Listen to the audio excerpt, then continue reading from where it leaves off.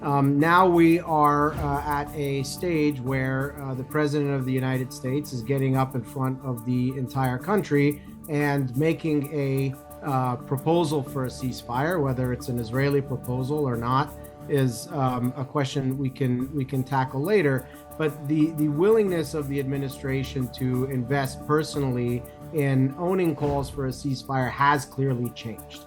And this is a product of the realities on the ground, but I think it's not only a product of the realities on the ground, it's a product of the fact that this war is very unpopular around the world and also increasingly in the United States, especially with people who matter for President Biden's election chances. And as we approach November, I think this increasingly comes into focus and plays into the calculations that White House decision makers are considering. That no Israeli politician today will say that they support the Biden proposal openly, explicitly, by saying that they support an end to the war.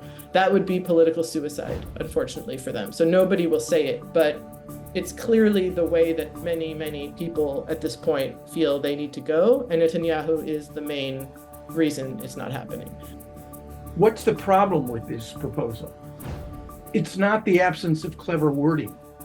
It's not the absence of fundamental creative fixes that could conceivably address all of these issues.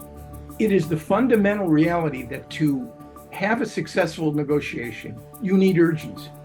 You need enough pain on one hand and enough gain on the other. That's what moves parties to consummate deals. And it's so clear to me that the only party that is in a hurry here is the Biden administration.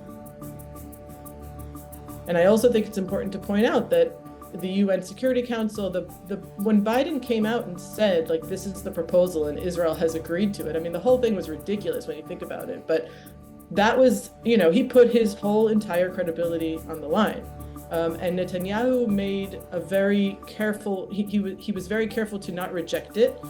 He almost, in the first comments that he made on the Sabbath or right after the Sabbath, he actually almost said, okay. And then, of course, he started to walk it back. But, I had to check that day. I had to check with some local journalists and with a member of Knesset and Gantz's party to say, have you seen the proposal? I know that Biden let you know a couple hours before, but have you actually seen it? He's like, of course we've seen it. It's our proposal. We approved it. So everything that we've heard since then is all theatrics. It's all politics. Obviously, I don't know exactly what's in there. I haven't seen it either. Most of the security cabinet in Israel has not seen it. And so, I'm sure there could be, but the whole point of it is that every side can interpret it as they want, and they should go for it and start the process. And that's what the U.S. wants. But that clearly doesn't seem like it's going to happen. Additionally, between the watered-down language in the text of the new proposal and Blinken's comments, there are concerns from Hamas that this will enable Israel to evade any commitments to a permanent ceasefire and its withdrawal from Gaza, the return of displaced people, the delivery of aid, the lifting of the siege on Gaza, reconstruction, and a prisoner exchange. So for Hamas leadership, these comments from administration officials empty the agreement from May 5th of its content and call into question the U.S. commitment to an enduring ceasefire. But at any rate, it is still reasonable to ask, if the U.S. is aiming to place the blame solely on Hamas and frame them as rejectionists, and if Palestinians in Gaza have suffered under genocide for 8 months, why wouldn't Hamas accept the deal anyways?